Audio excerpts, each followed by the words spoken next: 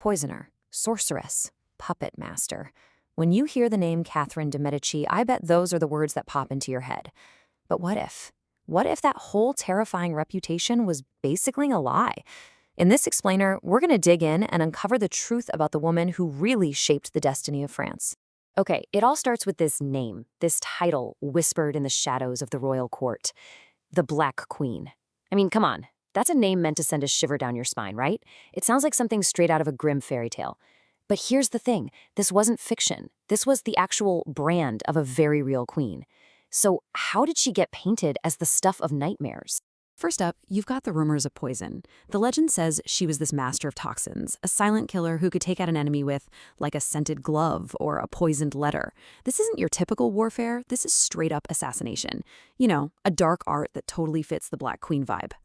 And hey, if poison wasn't spooky enough for you, the stories then just spiraled into the supernatural. People whispered that she dabbled in dark magic. We're talking demonic rituals, consulting with sorcerers, all to lock down her throne and see the future. This wasn't just politics anymore. This was witchcraft. And then you have the final nail in the coffin, the most damning political accusation of all. The idea that she wasn't really a ruler herself, but this shadowy puppet master just pulling the strings on her own sons, the actual kings of France. The implication was clear. She wasn't guiding them, she was using them. So there you go. The poisoner, the sorceress, the puppet master. It's the perfect villain. But that's the key word right there, isn't it? Villain. Like a character in a story. So who was the real Catherine de' Medici? Let's peel back the layers and separate fact from fiction. Well, the reality is way more complex and honestly a lot more impressive. Catherine de' Medici wasn't some fairy tale bad guy hiding in the shadows. For more than 30 years, she was one of the most powerful, most central political figures in all of Renaissance France. Period. So how did she do it? How did she wield all that power?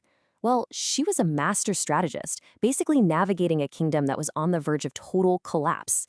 France was being torn apart by these insane religious wars.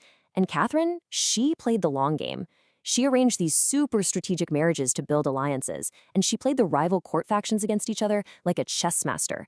All of it was to keep the crown and the country itself from falling apart. And this is where you really see the distortion, right? The myth calls her the Black Queen, but in reality, she was the queen mother and regent. That's the legitimate center of power. They called her a poisoner and sorceress because, really, she was just a brilliant political strategist they couldn't beat. And puppet master, that's just what they called a tough, enduring power broker who absolutely refused to be pushed to the side. And her power was incredibly long-lasting.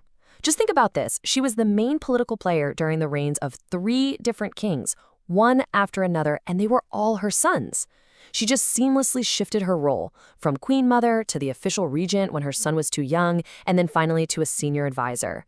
For over 30 years, you had kings come and go, but Catherine was the constant at the very heart of French power. So this all leads to the big question, right? If she was this skilled, this central to everything, why the horrible reputation? Where did these awful stories actually come from?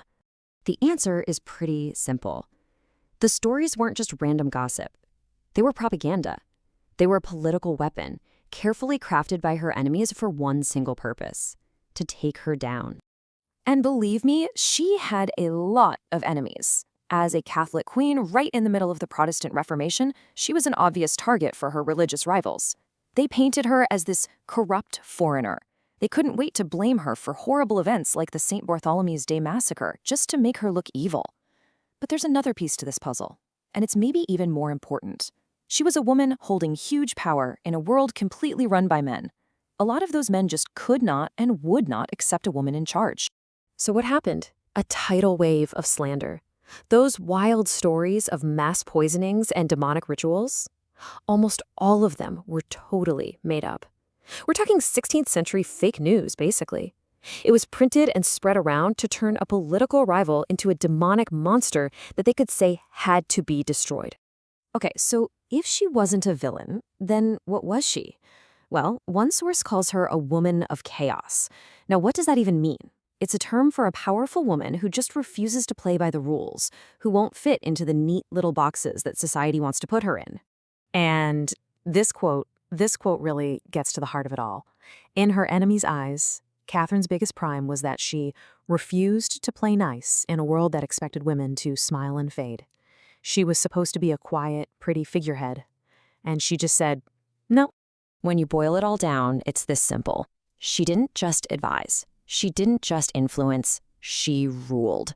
She took power, she held on to it fiercely, and she used it to protect her family and her kingdom for decades. And for that, for daring to rule while being a woman, a lot of people never, ever forgave her. And it really makes you think, doesn't it? Catherine's story isn't some one-off thing. It leaves us with this big, lingering question. How many other powerful women throughout history have been rewritten as villains, all because they had the nerve to rule?